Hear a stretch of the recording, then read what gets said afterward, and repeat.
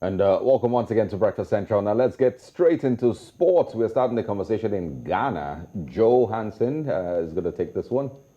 Most definitely. We'll go straight to Ghana because the conversation indeed will happen here in Ghana. And let's take you to the very first one.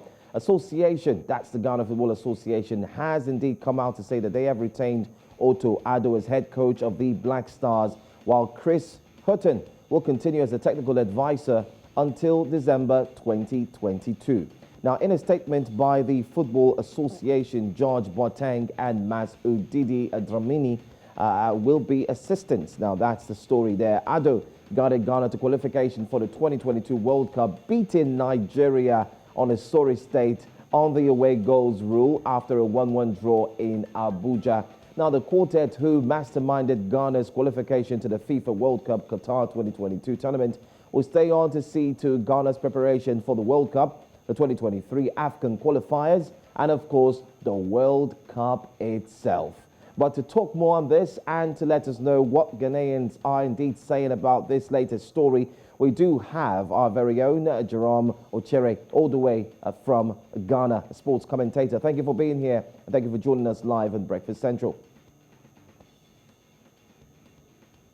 All right, Jerome, I'm afraid you might have to unmute yourself, but I know that you can hear me, so I'll go straight to my question. Thank you. Thank you for the opportunity and good morning. Great. All right, then. So after this confirmation, after the confirmation of an agreement between Otto Addo and, of course, Borussia Dortmund, many were certain that the Ghana Football Association would retain him as coach, while others were indeed skeptical, saying maybe Hughton will take over officially as coach. But what do you make out of this latest development? Well, just as you pointed out, it was much of a certainty that the quartet was going to be retained, especially when the president had said that, and I'm here talking about the president of the country, has said that he believes the quartet headed by Otoo Addo should be retained. In fact, there was a joke that he told Otoo Addo on a telephone call that once he's in Ghana, he's going to be kidnapped. And a lot of people said, look, this clearly means that the president wouldn't want Otoo Addo to go away. And he told him right in the face when they visited him at the presidential palace. Now, here's the point. A lot of Ghanaians are not surprised. What surprised many people is the fact that they would have wished to have them on a long-term basis. A long-term basis, so that you do not have them coming back to sit on the table and renegotiating their future with the Black Stars. Now, as we have it, they're going to be in charge of Ghana's qualifiers in the next 6 months. And here I'm talking about the AFCON qualifiers for next year. And then they will also be in charge of the team throughout the World Cup period. Right after the World Cup period, their contract with the Black Stars will be over. And that is what many feel that it's inappropriate. Why didn't we give them a long-term arrangement where, for instance, they'll be there 3, 4, 5 years and take charge of the team? What we have now certainly means that after the World Cup competition, Black Stars will have to look for a new coach. And perhaps it will be Chris Hughton taking over from the 4 as we have it now. And I think they've made indeed a great team, 4 of them coming together. It seems to be like the Fantastic Four, if you put it that way. But let's look at the Addo as well. Addo has been saddled with a huge responsibility of leading the Black Stars, in 5 months en route the World Cup. Don't you think this is quite short a period of time to build a formidable team Ghanaians can be proud of? It is short. We don't need to be told. It's very short. And many people have alluded to that they don't have time to put up a team. The good thing for them is that they have been the guys who handled the 2 crucial matches against Nigeria. And so they have quite a fair understanding of which players to call or which players to invite to make up their team. And so the time might be short, looking at the circumstances we find ourselves. But then, because they have been there before in recent months, in March, April, they were in charge of the team, many believe that they still have what it takes to bring together players that can get Ghana some results in the next few months. But Otoo Addo has been speaking to some local media some weeks ago, and he said that he understands the task ahead. He knows that there is pressure to get the team in place, and once they have started, they know they're going to do a good job, and many are looking up to them.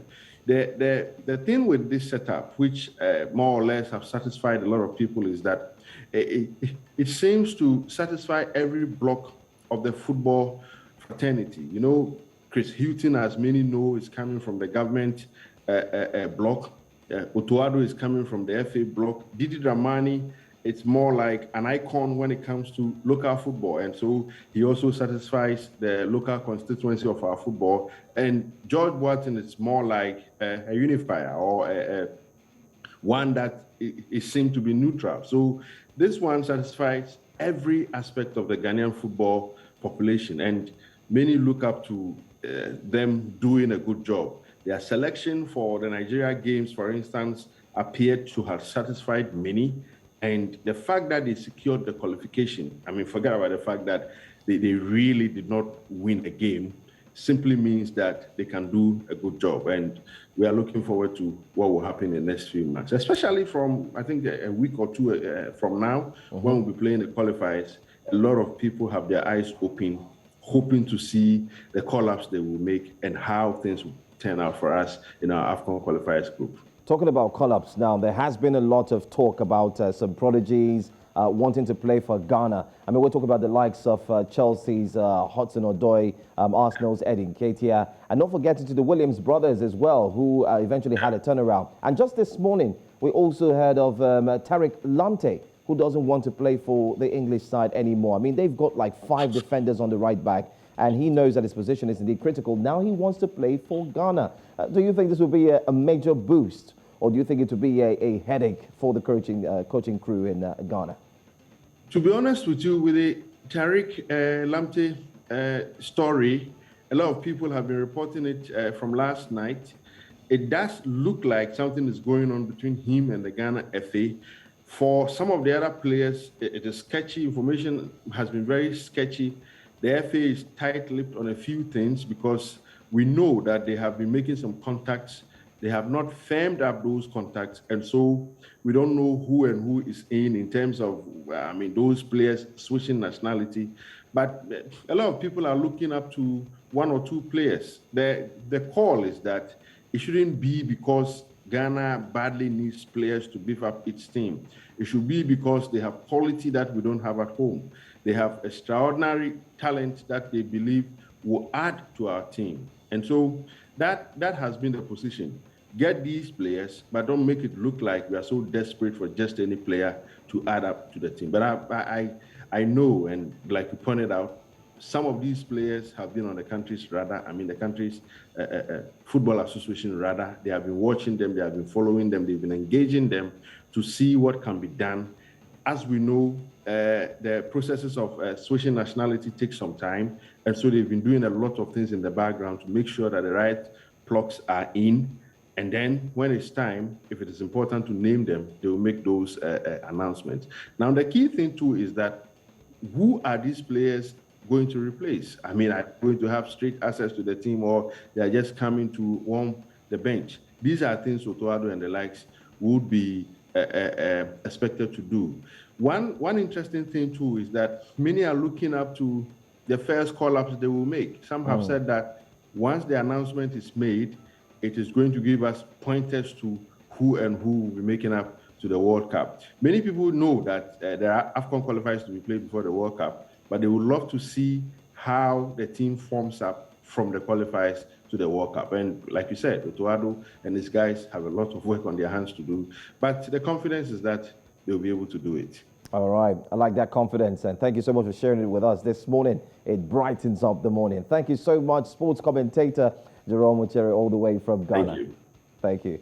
All right, so that's where you have the latest story coming from the world of sports. And one last story that I would like to take this morning is the fact that Coach Jose Mourinho did it again, and he celebrated his victory in grand style with tears in his eyes. And that's the latest story too, and it's got to do with the fact that he won the inaugural Europa Conference League. Now, Europa Conference League triumph definitely reduced the special one to tears, because he delivered the Italian club their first major European trophy. I mean, Nicolo Zaniolo won Roma their first ever major European trophy by putting in that sweet goal. And it was indeed a victory over Feyenoord. That gives Mourinho 5 European League trophies back-to-back. Remember, he did it with Manchester United. He did it with Inter Milan, talking about the UEFA Champions League. He also did it with Porto. And if you count it, it's 5. And that's why he had his fingers signaling that he is indeed celebrating the 5 wins. Congratulations to the likes of the African player who's also there. We're talking about Tammy Abraham. Better still, you could call him Tamuno. He also had a great impact in that game. But that's it. That's all we've got from the world of sports. Bringing it to you here on a platter of gold on Breakfast Central. Osage and, of course, Olive. Congratulations to Mourinho, I would say. And unfortunately, none of you support Roma here. Oh, but I'm a Mourinho fan anywhere he goes. I don't really care. I mean, as long as it's not coaching Barcelona or PSG or Arsenal. Any of all those three. But I'm a full Mourinho fan, so I like that. I'm super proud of him, and it's one more trophy added to his large cabinet of trophies. That's Indeed, he's done well. Thank you very much, Joe.